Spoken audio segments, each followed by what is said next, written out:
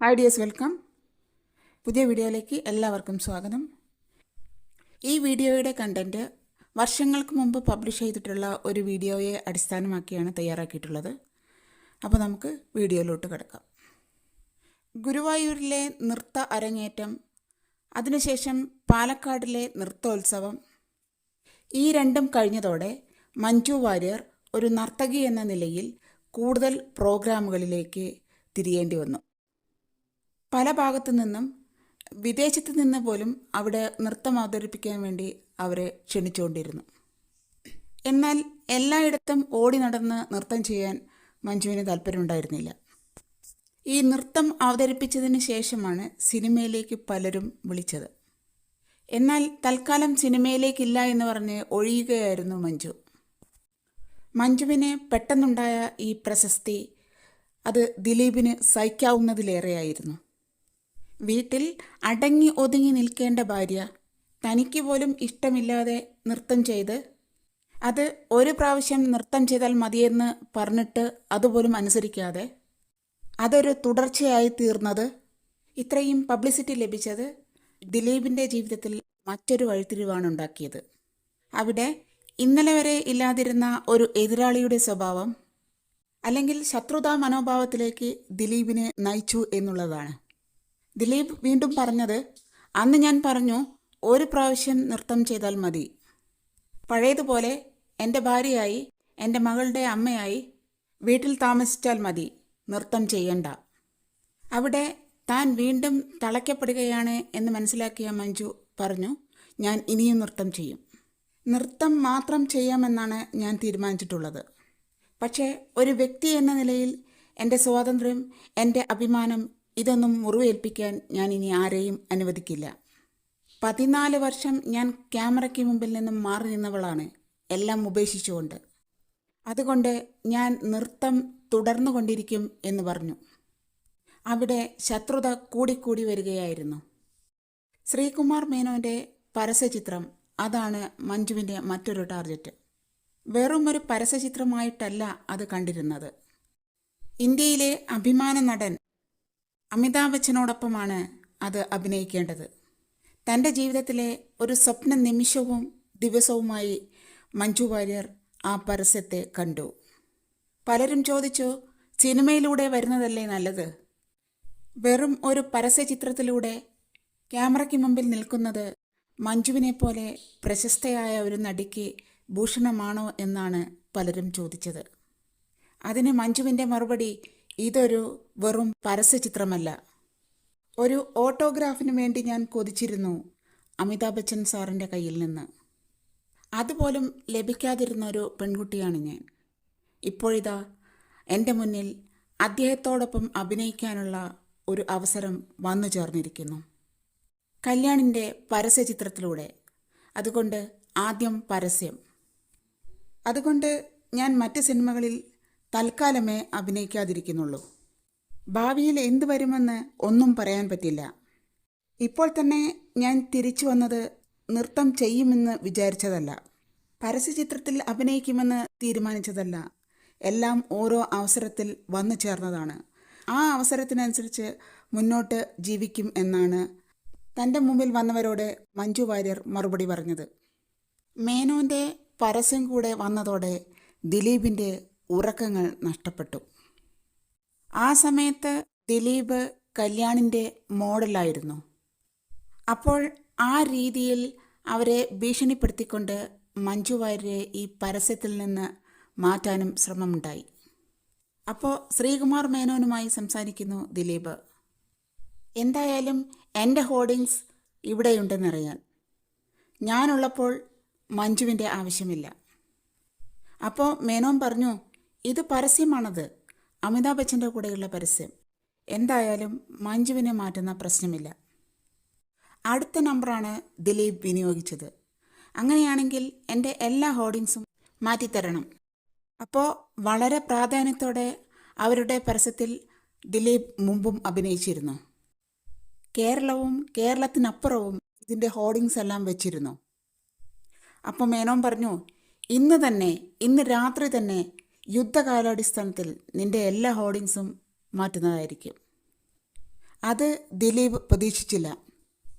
ദിലീപ് വിചാരിച്ചത് ഇങ്ങനെ ചെറിയൊരു ഭീഷണി മുഴക്കുമ്പോൾ മഞ്ജുവിനെ അവർ മാറ്റുമെന്നായിരുന്നു. പക്ഷേ കളി മാറിക്കഴിഞ്ഞിരിക്കുന്നു. അത് പറഞ്ഞതോടുകൂടി ഒരു വൃത്തികെട്ട ലാംഗ്വേജാണ് മേനോനോട് മഞ്ജുവിനെക്കുറിച്ച് ദിലീപ് പറഞ്ഞത്. അതോടെ രണ്ടുപേരും മാനസികമായി തെറ്റി എന്നുള്ളതാണ്. രാത്രിക്ക് രാത്രി കേരളത്തിലും കേരളത്തിനപ്പുറത്തുമുള്ള എല്ലാ ഹോർഡിങ്സും അവർ മാറ്റിക്കഴിഞ്ഞിരുന്നു. അത് വലിയൊരടിയായി. ആ അടി ഒരിക്കലും ദിലീപ് പ്രതീക്ഷിച്ചിരുന്നില്ല. ഒരു വീട്ടിലാണ് മഞ്ജുവും ദിലീപും താമസിക്കുന്നതെങ്കിലും അവർ തമ്മിൽ ഒരു ബന്ധവും ഉണ്ടായിരുന്നില്ല. അവർ കുറേശ്ശെ അകന്നു പോയിക്കൊണ്ടിരുന്നു. സംസാരിക്കുന്നില്ല എന്ന് മാത്രമല്ല, കാണുന്നത് പോലും അപൂർവമായിക്കൊണ്ടിരുന്നു. ഒരു വീട്ടിൽ രണ്ടുപേർ താമസിക്കുന്നു എന്നുള്ളത് മാത്രമാണ് അവരെ സംബന്ധിച്ചിട്ടുള്ള ഒരു പ്രത്യേകത.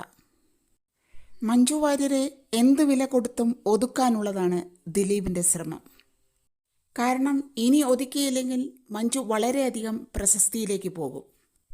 ആ പ്രശസ്തിയിലേക്ക് പോകുമ്പോൾ അവരെ ഒരു രീതിയിലും പിടിച്ചു കെട്ടാനോ പിടിച്ചു നിർത്താനോ താഴ്ത്തിക്കെട്ടാനോ സാധിക്കുകയില്ല എന്ന് അയാൾ മനസ്സിലാക്കിയിരിക്കുന്നു.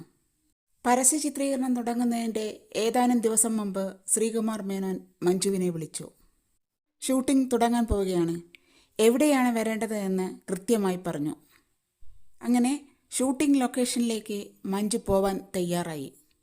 അപ്പോൾ ആലോചിച്ചു, ജീവിതത്തിൽ വലിയ മനുഷ്യനെ കാണാൻ പോകുന്നു, അദ്ദേഹത്തോടൊപ്പം അഭിനയിക്കാൻ പോകുന്നു. എന്താണ് ഞാൻ അദ്ദേഹത്തിന് കാഴ്ചയായി കൊടുക്കേണ്ടത്? അങ്ങനെ ആലോചിച്ചപ്പോഴാണ് കേരളത്തിന് പ്രിയപ്പെട്ട പലരും ഉപയോഗപ്പെടുത്തുന്ന പറ കൊണ്ടുപോവാൻ തീരുമാനിച്ചത്. ഒരു പറ മഞ്ജു വാര്യർ സംഘടിപ്പിച്ചു. അതുമായിട്ടാണ് ലൊക്കേഷനിലേക്ക് പോയത്. അവിടെ ചെന്നു. അവിടെ അമിതാഭ് ബച്ചൻ ഇരിക്കുന്നു. ശ്രീകുമാർ മേനോൻ പരിചയപ്പെടുത്തി, ഇതാണ് മഞ്ജു വാര്യർ. അമിതാഭ് ബച്ചൻ സന്തോഷത്തോടെ പറഞ്ഞു, ഞാൻ പടങ്ങൾ കണ്ടിട്ടുണ്ട്, മിടുക്കിയാണ്, അഭിനന്ദനങ്ങൾ എന്ന് പറഞ്ഞു. അദ്ദേഹത്തിന് മുന്നിൽ കാൽക്കൽ ഈ പറ വെച്ച് കാൽ തൊട്ട് വന്നിച്ചതിന് ശേഷം പറഞ്ഞു, എന്നെ അനുഗ്രഹിക്കണം. അപ്പോൾ അമിതാഭ് ബച്ചൻ്റെ മറുപടി ഇങ്ങനെയായിരുന്നു, മഞ്ജു ദൈവത്തിൻ്റെ അനുഗ്രഹം വാങ്ങിയ ഒരു പെൺകുട്ടിയാണ്. എൻ്റെ അനുഗ്രഹം പ്രത്യേകിച്ച് ആവശ്യമില്ല, എന്നാലും നിൻ്റെ സന്തോഷത്തിന് വേണ്ടി ഞാൻ അനുഗ്രഹിക്കുന്നു എന്നാണ് പറഞ്ഞത്. 14 വർഷം മാറി നിന്ന് ക്യാമറയുടെ മുന്നിലേക്ക് വരുമ്പോൾ ഒരു ചെറിയ ടെൻഷൻ മഞ്ജുവിനുണ്ടായിരുന്നു. ആദ്യത്തെ സീൻ തന്നെ മഞ്ജു വാര്യരും അമിതാഭ് ബച്ചനും തമ്മിലുള്ളതായിരുന്നു. അദ്ദേഹത്തിൻ്റെ മകളായിട്ടായിരുന്നു മഞ്ജു അഭിനയിച്ചത്. ആ അഭിനയിക്കുന്ന സമയത്ത് എല്ലാവരുടെയും ശ്രദ്ധ മഞ്ജുവിൻ്റെ പുറത്തായിരുന്നു. മേനോന് സംശയം തോന്നി, വല്ലാതൊരു ടെൻഷനുണ്ടെന്ന്. മഞ്ജുവിന് ടെൻഷനുണ്ടെന്ന് അമിതാഭ് ബച്ചനും മനസ്സിലായി. അമിതാഭ് ബച്ചൻ ചോദിച്ചു, എന്തു പറ്റി? അപ്പോൾ മേനോൻ പറഞ്ഞു, ചെറിയൊരു ടെൻഷനാണ്. അഭിനയിക്കാനുള്ള ടെൻഷനല്ല, 14 വർഷത്തിന് ശേഷം തിരിച്ചു വരുന്നു, അതും അമിതാഭിനെ പോലെയുള്ള ഒരു വലിയ നടൻ്റെ കൂടെ അഭിനയിക്കാൻ നിൽക്കുമ്പോഴുള്ള ടെൻഷനാണെന്ന് പറഞ്ഞു. അമിതാഭ് ബച്ചൻ തോളത്ത് പതുക്കെ തട്ടിക്കൊണ്ട് പറഞ്ഞു, മോളെ, ഒരു ടെൻഷനും വേണ്ട, നീ മിടുക്കിയാണ്, നല്ലൊരു കലാകാരിയാണ്, ഓക്കേ എന്ന് പറഞ്ഞുകൊണ്ട് തുടങ്ങി. പിന്നെ കണ്ട രംഗം അമിതാഭ് ബച്ചനെ ഞെട്ടിക്കുന്ന രീതിയിലായിരുന്നു. മഞ്ജുവിൻ്റെ മുഖത്ത് മാറി മാറി വരുന്ന ഭാവവ്യത്യാസങ്ങൾ ആ വലിയ നടനെപ്പോലും ഞെട്ടിച്ചു എന്നുള്ളതാണ്. ഷൂട്ടിംഗ് കഴിഞ്ഞപ്പോൾ എല്ലാവരും പറഞ്ഞു, ഞങ്ങൾ പ്രതീക്ഷിച്ചതിലധികം നന്നായിരിക്കുന്നു. ഇതാണ് ഞങ്ങൾ പ്രതീക്ഷിച്ചത്, ഇതിലപ്പുറമല്ല ഞങ്ങൾ പ്രതീക്ഷിച്ചത്. 14 വർഷത്തിന് ശേഷം തിരിച്ചു വന്ന് ഒരു ചെറിയ പരസ്യമായാൽ പോലും ക്യാമറയുടെ മുന്നിൽ തകർത്തിരിക്കുന്നു എന്നാണ് പറഞ്ഞത്. അമിതാഭ് ബച്ചനെ കൂടാതെ ആ പരസ്യത്തിൽ പ്രഭു, നാഗാർജുന, പുനീത് രാജ്കുമാർ എന്നിവരുടെ കൂടെയും മഞ്ജു അഭിനയിച്ചു. ആ പരസ്യം എല്ലാ ഭാഷകളിലും റെക്കോർഡ് കളക്ഷൻ നേടിയെങ്കിലും സൂപ്പർ ഹിറ്റായെങ്കിലും മലയാളികൾ ഉള്ളിടത്തെല്ലാം തങ്ങളുടെ പ്രിയപ്പെട്ട മഞ്ജു എന്ന് പറഞ്ഞ് അഭിമാനിക്കാൻ എല്ലാ മലയാളികൾക്കും കഴിഞ്ഞു. ആ വിജയം എന്ന് പറഞ്ഞാൽ മലയാളികളെ സംബന്ധിച്ചിട്ടുള്ള വിജയമായി, സിനിമാ നിർമ്മാതാക്കളെ സംബന്ധിച്ചിട്ടുള്ള വിജയമായി. സംവിധായകർ ഏറെ സന്തോഷിച്ചു, മലയാള സിനിമയിലേക്ക് വീണ്ടും നടിയായി മഞ്ജു വാര്യർ തിരിച്ചു വരുന്നു. ഇതെല്ലാം നടക്കുമ്പോൾ തന്നെ ഓരോ വിജയവും ദിലീപിനെ പരാജയത്തിലേക്കാണ് തള്ളിവിട്ടുകൊണ്ടിരുന്നത്. അവിടെ എന്തും ചെയ്യാൻ തയ്യാറായി ദിലീപ് ഉണ്ടായിരുന്നു. പരസ്യത്തിൻ്റേത് എല്ലാം നന്നായി അവസാനിച്ചുവെങ്കിലും സിനിമയിലേക്ക് മഞ്ജുവിനെ നിർബന്ധിച്ചുകൊണ്ടിരുന്നു. അങ്ങനെയാണ് ഒരു പ്രോജക്റ്റ് പെട്ടെന്ന് വന്നത്. സംവിധായകൻ രഞ്ജിത്ത്, മഞ്ജു വാര്യർ, മോഹൻലാൽ, ആൻ്റണി പെരുമ്പാവൂർ അങ്ങനെയൊരു ടീമാണ് സിനിമ ചെയ്യാൻ ആലോചിച്ചത്. ഇത് പുറത്തു വന്നപ്പോൾ ദിലീപ് രഞ്ജിത്തിനെ സമീപിക്കുന്നു. അവർ തമ്മിൽ അടുപ്പമുണ്ടായിരുന്നെങ്കിലും എങ്ങനെയാണ് മഞ്ജുവിൻ്റെ കാര്യം പറയുക എന്ന് ഒരു സംശയവും ദിലീപിനുണ്ടായിരുന്നു. രഞ്ജിത്തിനെ കണ്ടു, ദയവ് ചെയ്ത് ഞങ്ങളുടെ കുടുംബം തകർക്കരുത്. മഞ്ജുവിനെ അഭിനയിപ്പിച്ചാൽ മഞ്ജു വീണ്ടും പടങ്ങളിൽ അഭിനയിക്കും. ഞങ്ങൾക്ക് മഞ്ജുവിനെ നഷ്ടപ്പെടും.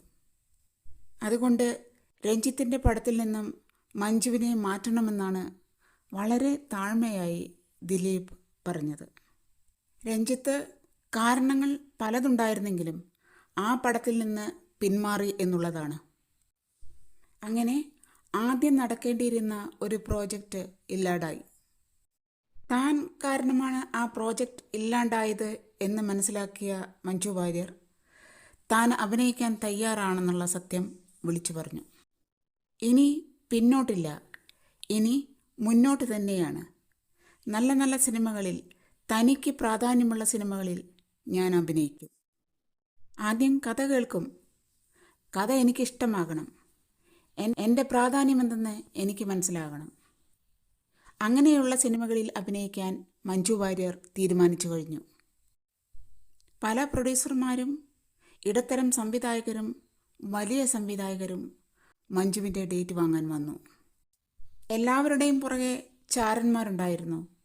ഈ ദിലീപിൻ്റെ ചാരന്മാർ അപ്പോൾ റിപ്പോർട്ട് കൊടുത്തിരിക്കുന്നു. എന്തു ചെയ്തിട്ടാണെന്നറിയില്ല, പലരും പിൻവാങ്ങി എന്നുള്ളതാണ്. അത് ഒരു സ്ത്രീ എന്ന നിലയിൽ, ഒരു നടി എന്ന നിലയിൽ മഞ്ജുവിനേറ്റ ഒരു വലിയ പ്രഹരമായിരുന്നു. ഒരാൾ കാരണം വലിയ പ്രോജക്റ്റാണ് നഷ്ടപ്പെടുന്നത്. ഒരു വലിയ കൂട്ടായ്മയാണ് ഇല്ലാതാവുന്നത്. കുറേ പേരുടെ തൊഴിലാണ് നഷ്ടപ്പെടുന്നത്. അങ്ങനെ ഒരാൾ എല്ലാവരുടെയും അന്നം മുടക്കുവാൻ വേണ്ടി ഒരാൾ ശ്രമിക്കുകയാണെങ്കിൽ അതിനെതിരെ നിൽക്കുവാൻ തന്നെയാണ് മഞ്ജു വാര്യർ തീരുമാനിച്ചത്. അങ്ങനെ മിടുക്കനായ ഒരു സംവിധായകൻ വരുന്നു. ഞാൻ മഞ്ജുവിനെ വെച്ച് സിനിമ ചെയ്യാൻ പോകുന്നു. മിടുക്കരായ 2 പേർ ഇതിന് തിരക്കഥ എഴുതുന്നു. സിനിമയ്ക്ക് അവർ പേരിട്ടു ഹൗ ഓൾഡ് ആർ യു. ഇതറിഞ്ഞുകൊണ്ട് എല്ലാ ഭാഗത്തു നിന്നും ശക്തിയുക്തം എതിർക്കാൻ ദിലീപും ടീമും തീരുമാനിക്കുന്നു. പക്ഷേ ഈ സിനിമ നടക്കും, ഈ സിനിമ തകർക്കാൻ ഒരാൾക്കും കഴിയില്ല എന്ന് സംവിധായകൻ തീരുമാനമെടുത്തു.